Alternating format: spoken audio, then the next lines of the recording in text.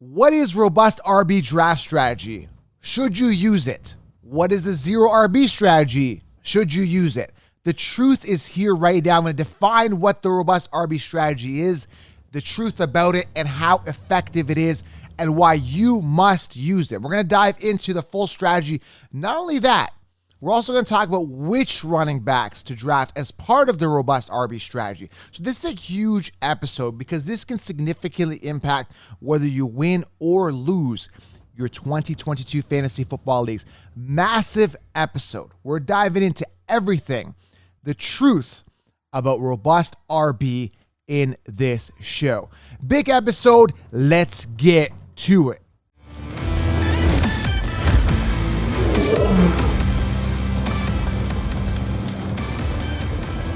Welcome to the show, guys. Big episode. We are talking about robust RB, the truth about it, the definition, who you should be drafting as part of a robust RB, everything in this episode, talking about what you guys need to hear, and that is the truth. Now, there is a ton of miscalculated information for fantasy football robust RB strategy.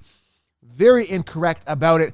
And I'm going to tell you guys the truth about this strategy in this video. Now, before I get to the truth and what you guys need to hear to win your league, because this is going to really impact your league and really help you. Before I get into that, this show is brought to you by Manscaped.com. Use code SHOWERLINE20. Go experience the Lawnmower 4.0. Guys, there's already discounts on the site. Upon checkout, if you use SHOWERLINE20, you save 20% more, and you're getting quality products, deodorant, body wash, shampoo, trimmers, underwear. The underwear is the most comfortable underwear I've ever worn in my entire life. All right? Go experience, guys, manscaped.com. SHOWERLINE20 is the code you want to use. Again, try the trimmer. And again, save that extra 20%. Treat yourself to amazing product, fit and finish. The smell is amazing on the body wash. Go experience it. Manscaped.com, SHOWERLINE20. Go do that right now. Pause the video. Secondly, get the 16-round draft session. If you guys want to win your leagues by a huge margin, be light years out of the competition, see things that your dumb league mates aren't seeing, get 16 rounds, guys, right now. Use code TUBE20. Google 16-round draft session or head on over to thefantasyfootballcounselor.com. Experience it, guys. It is the game changer. Video training, optimal players draft each round, sleepers, breakouts, everything you need in 60 rounds. I put it all out there for you. Get it. Use code TUBE20. That's TUBE. 20, save yourself 20%. What are you waiting for, guys? Go do that right now. All the answers are there. It's going to save you a ton of time going through YouTube videos, looking at all the Consheep says, all that stuff, following ADP. You don't need to do that anymore. I give you the solutions like actually having me at the draft with you. Go get it. If you're new to the channel, click subscribe button, thumbs up. It only takes 1 second to do a thumbs up. Now, if you get this video to 1,000 likes, I will give away, guys, I'm giving away a free 16-round draft session. If you already got one, I'm giving away a Fantasy 365 community to you. So make sure you guys get this video to 1,000 likes. Just hit the likes up. It helps the video, gets the truth out there to more people. Genuinely appreciate it, guys. And we want to get this definition properly defined. All right. So what is robust RB? Let's define it. Very simple, guys. Very, very, very simple. I'm going to sum it up to you, and I'm going to explain to you in more detail. All right. Robust RB, the definition is drafting 3 elite running backs with no committees. So that's the important part, okay? Drafting 3 elite running backs with no committees in the first 4 rounds of your draft, all right? Again, one more time, 3 elite running backs in the first 4 rounds. Now, these running backs have to be elite.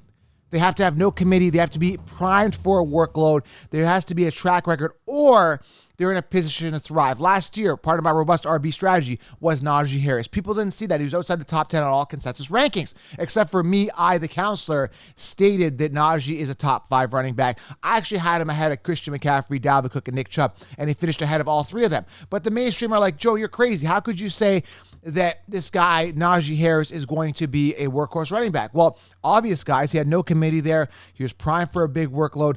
I believed in the vision, and he was part of my robust RB strategy. So sometimes it can be a rookie. This year, you know, we're going to talk about who you could have as part of your robust RB strategy in this video. So hang tight. Because, again, having a robust RB strategy with the wrong running backs isn't very robust, isn't very strong. So we got to make sure you have the right one. So now that we've got the definition out of the way, should you be using it? All right? And then we're going to talk about zero RB as well, because I think that's wrong. I'm going to explain that. I'm going to say 100% you should be using it because I use it every year. Why you should be using it? For the simple reason, guys, you're going to have the most scarce position available to you. All right. That is if you don't get it, if you don't understand that fact, you're not going to understand anything. So below, guys, listed here is a list of the running backs coming off in the first round. You're going to see here below, I've listed it. You see that Jonathan Taylor, Christian McCaffrey, Austin Eckler, Dalvin Cook, Derrick Henry, Najee Harris, Joe Mixon. And this one is actually, I just ran a simulation here. You've got the 3 wide receivers typically coming off in the first round, which are Cooper Kupp, Justin Jefferson, and Jamar Chase. Now, if you're listening in the car, I've got a little visual here of kind of how the first round is kind of running here typically in 2022 fantasy football. You're going to see running backs coming off early, and this is a big part because I really promote the robust RB strategy, and people are finally waking up that you need to get that robust RB. You need to get that running back with no committee early, right? So these running backs, as you can see, are coming off very, very early. All right, so it's imperative, it's crucial that you get one yourself. So that's the main reason. It's a scarce position, all right? So some people are telling me, hey, Joe, well, I'm going 0 RB. I'm listening to this YouTuber. I'm listening to, guys, there's a lot of bad information about fantasy football, especially with the robust RB strategy right now. And a lot of people are promoting the 0 RB. And this is something that I fought with some of the top experts and these concheapsists for years because they were promoting 0 RB. And that's the worst thing you can do. And their main reason for it, for 0 RB, is like, hey, man, running backs get injured. Well, yeah, no kidding. All the more reason to go robust RB because if your running back gets injured, you have a backup plan. Then you got a backup plan for that. If you go wide receiver, that's a mistake because, first of all, this year with wide receivers, it's bad. It's really bad. You got Tyreek Hill, Devontae Adams. They're basically copied and pasted from last year. And I think they're going to bust. I don't think Adams is going to get 169 targets, and I don't think Tyreek Hill is going to get 159 targets. So they're being copied and pasted. So if you go ahead and invest in a wide receiver, right, and you get those wide receivers early and they bust because they're copied and pasted from last year, who's your RB1? You're going to have what? Maybe Antonio Gibson, Josh Jacobs, J.K. Dobbins, Elijah Mitchell, right? Miles Sanders as your RB1, RB2. Now you're starting to get into like this weird territory of like, my RB is like sketchy. I don't trust him. He's going to potentially bust. I don't like that. That's why I go robust RB early. So 0 RB, don't do it. Another reason why you don't go 0 RB is because there's a ton of depth at wide receiver. A ton of depth. And I'm telling you guys right now, I'll give you a quick example here. T. Higgins, Waddle are wide receiver 2s. And there's wide receiver 1s like Brandon Cooks, Cortland Sutton, or Jerry Jeudy coming off later. Amari Cooper, right? Amon-Ra St. Brown. There's tons, Drake London, Christian Kirk, and on and on and on. There's a ton of wide receiver 1s that you can stack and get later, all right? And then you don't have to pay the early wide receiver 1 price, and they can finish ahead of them. Jamar Chase last year. Jamar Chase was ranked like 30th on the consensus. I'm like, guys, grab him later. Grab him and Amon-Ra St. Brown. You'll be good. But make sure you have more depth, right? Get yourself a Thielen or a Kupp early, who's coming off in the 4th round, and then you can get your wide receivers later. Same type of thing, guys. It's so deep at wide receiver. So going back to robust RB, why it must help you, why it's going to work, why it's effective. It's helped me every single year. And I'm telling you, there's so much depth at quarterback, at wide receiver. Tight end, you could wait. You get stacked 2 tight ends later, and they're going to be amazing value guys for you. So it's very, very important, guys, that you listen good here. Load up on running backs early. So now, which running backs do you get? I'm going to explain all of this in the 16-round draft solution, but I'm going to give you guys a quick hint, right? Round 1, I like Taylor, I like Najee, I like Henry, I like Mixon, right? 2nd round, there's a lot of value there. There's a guy like Saquon Barkley. 3rd round, you got an option of Breece Hall, Zeke Elliott, and David Montgomery. And again, at that point, it's your preference. So those are just some names that you can include as part of a robust RB strategy. I'm fading Aaron Jones because Dylan outdid him last year in rushing attempts. I'm fading Austin Eckler because he had a pinnacle year last year, 12 touchdowns on the ground, 8 touchdowns receiving. I don't see him duplicating that. He's only a 200 rushing attempt guy. I like the volume. I like workhorse. I like guys that are going to get the ball, a lot of touches, a lot of snaps, a lot of volume. They brought in Spiller there with the Chargers. He's going to be a goal line vulture. Trust me on this one. So, yeah, Eckler could finish good, big again, but I'm not sold on him being a true workhorse running back. So, big question is, who do you draft? Make sure they have a ton of volume. There's no committee. A lot of people draft Nick Chubb as part of a robust RB strategy. Why? The guy is sharing a backfield with Nick Chubb. Well, Joe in other videos said Javonte Williams is part of your robust RB strategy. Yes, Javonte Williams, but Joey's in a committee with Melvin. But Melvin's on a decline, right?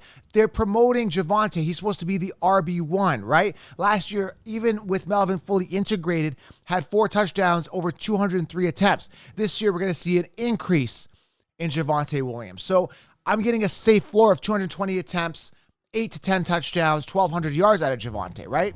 So I'm comfortable with Javonte as part of a robust RB strategy. Is he my true workhorse? Absolutely not. But that's why I go robust, so I can cover myself. When I look at a guy like Nick Chubb, I kind of what you see is what you get. And Kareem Hunt, when healthy, is a guy that dips into that, especially in PPR, outperforms him. So again, Javonte, that's my only kind of, because I think I see the ceiling there, but he's kind of my only exception as part of a robust RB strategy this year, all right? Because I definitely see a ceiling. I see the youth. I see the upwards trend. You got to feel the flow of players and depth charts and see how things are going. And Javonte's trending up. Melvin was trending down, right? So that's something that I definitely look at. Now, again, are all these running backs going to finish healthy this year? Absolutely not. Jonathan Taylor, I'm projecting a decline. Dalvin Cook is going to definitely miss 3 to 4 games. I don't trust him particularly. I'm not drafting a guy knowing he's going to miss 3 to 4 games. Najee Harris, do I trust him? Volume is there. He just came out and said that he doesn't want to wear a visor so that the MRFers, the competition, can see his eyes and he can see their eyes because he wants to show them he's going to run over them. I love that hunger. No big bet. Is he going to get as many receptions? Probably not. So I'm factoring all this in, but that's where the robust RB strategy comes in, so you can back yourself up and back yourself up and back yourself up in those early rounds, hoarding all of those running backs with minimal committee. So again, it's very important, guys, when you are doing robust RB, it's the right running backs, all right? And again, 0 RB, do you use it? Absolutely not. Tons of depth at wide receiver.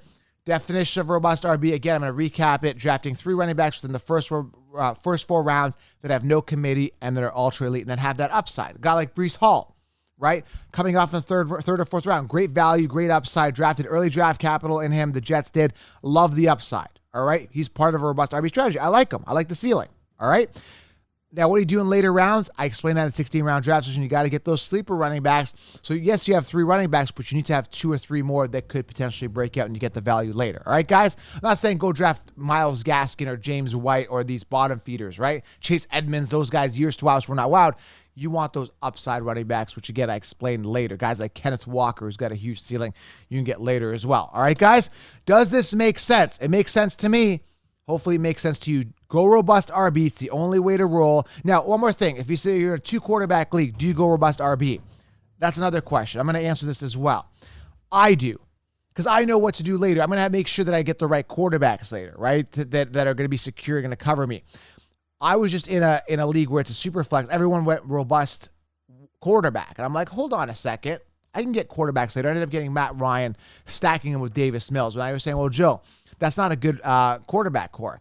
Well, believe me, I have my reasons why I feel safe with Davis Mills and Matt Ryan when my running back core is as follows.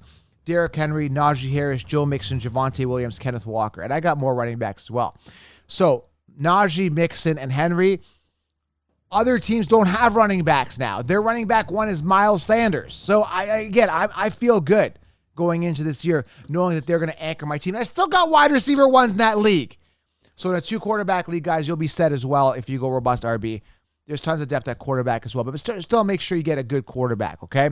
Jared Goff was sitting there. There's tons of guys you can get later. Mitch Trubisky. There's tons of guys that you can get as backup quarterbacks. Get some value. Pack them up with Kenny Pickett as well. Get the Mitch Trubisky, Kenny Pickett stack later, right? Tons of depth, guys, at the quarterback position. Go robust RB. All right? If you're new to the channel, make sure you guys subscribe, thumbs up. And again, get this video to 1,000 likes, get the 16-round draft session, and head on over to manscaped.com. Showerline20 is that code. Go treat yourself. I'm out. I'm going robust RB. We'll talk soon.